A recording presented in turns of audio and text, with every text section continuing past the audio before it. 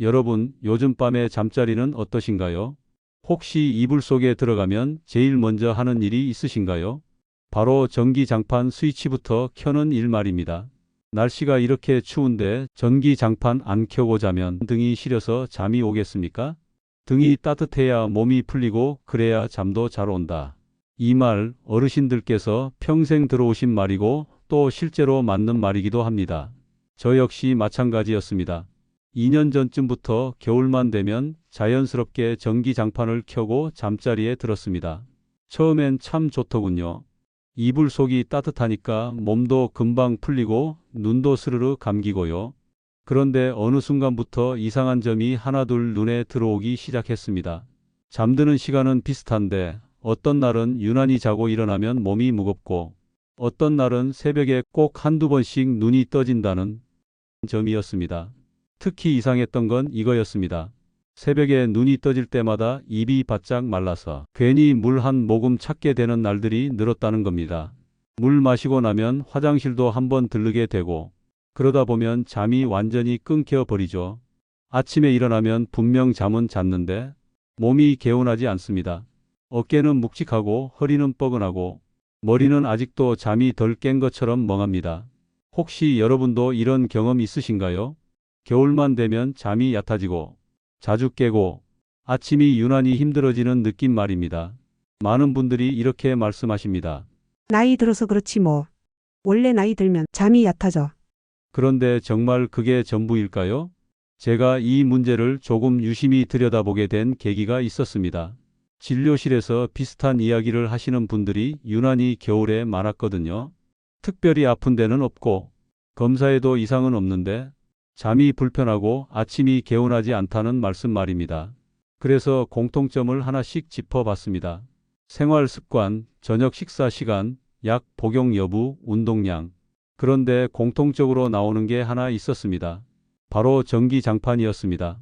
여기서 오해하시면 안 됩니다. 전기장판이 나쁘다, 쓰면 안 된다. 이런 이야기를 하려는 게 아닙니다.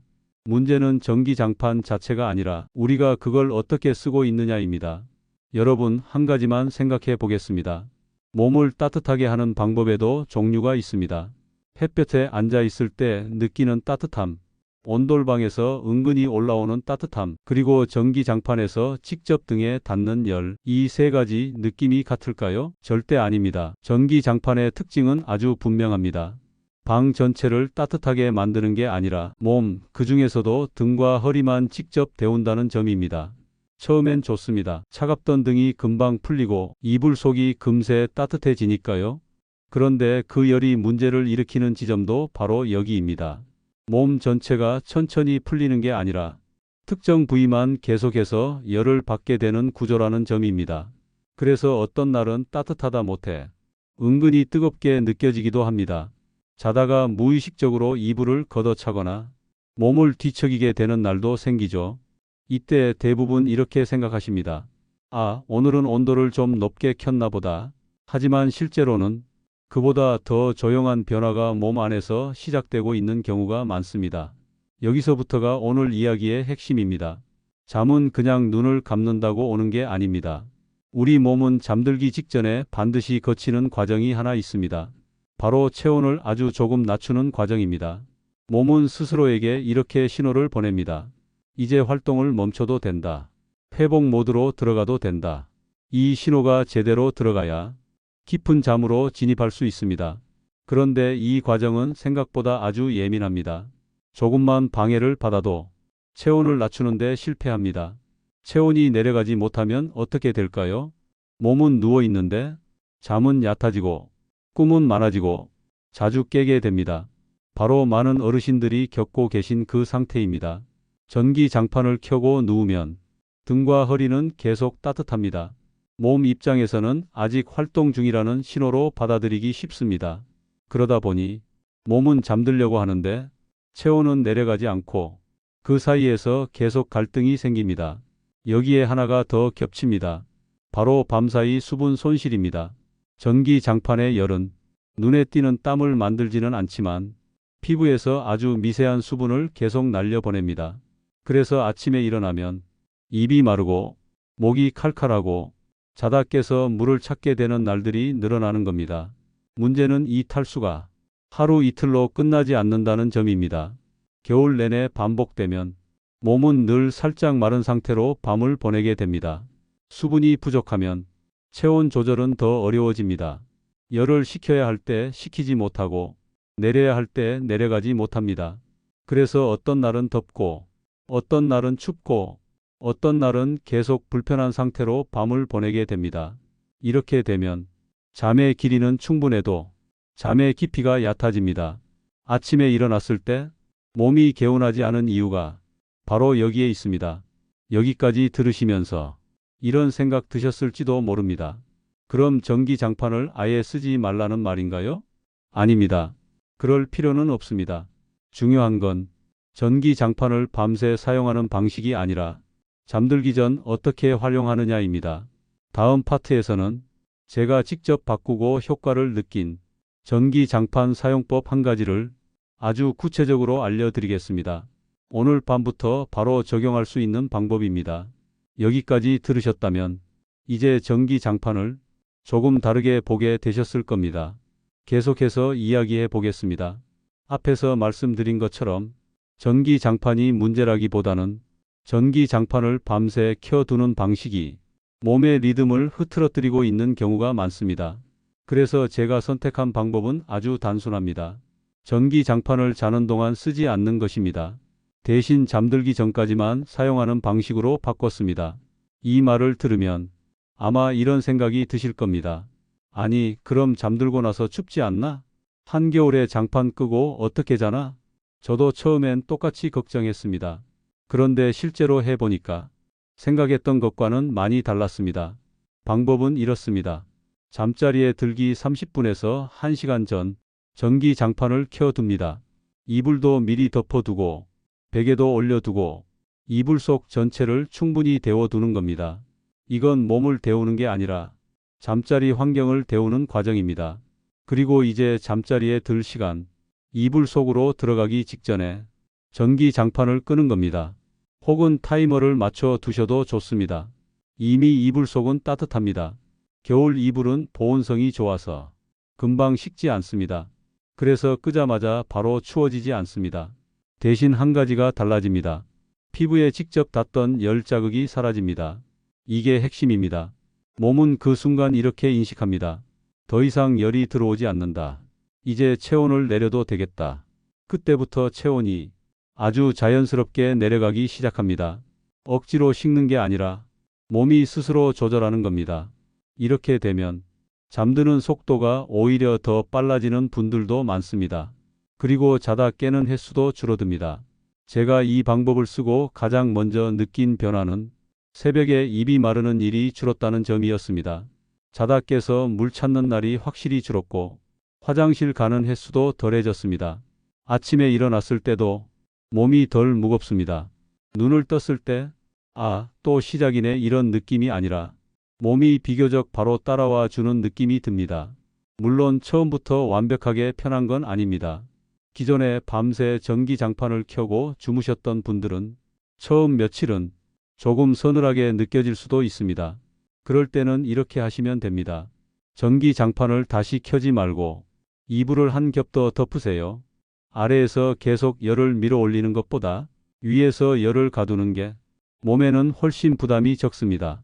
그래도 도저히 끄고는 못 자겠다 하시는 분들, 이런 분들도 계십니다. 그럴 경우에는 전기장판을 최저 온도로 맞추세요. 뜨끈하다 느껴지는 온도 말고 차갑지는 않네? 이 정도 수준이면 충분합니다.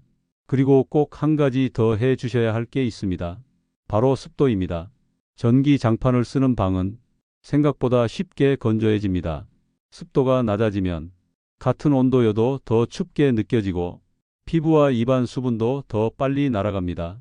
가능하다면 가습기를 켜 두시고 없다면 젖은 수건 하나라도 방에 걸어 두세요. 실내 습도는 40에서 60 정도가 가장 좋습니다. 그리고 중요한 이야기 하나 더 드리겠습니다. 밤에 물 마시지 마시고 낮에 미리 수분을 채우세요. 밤에 목말라서 마시는 물은 수면을 깨뜨릴 가능성이 큽니다. 대신 낮 동안 조금씩 자주 드시는 게 좋습니다. 여기까지 정리해보면 이렇습니다.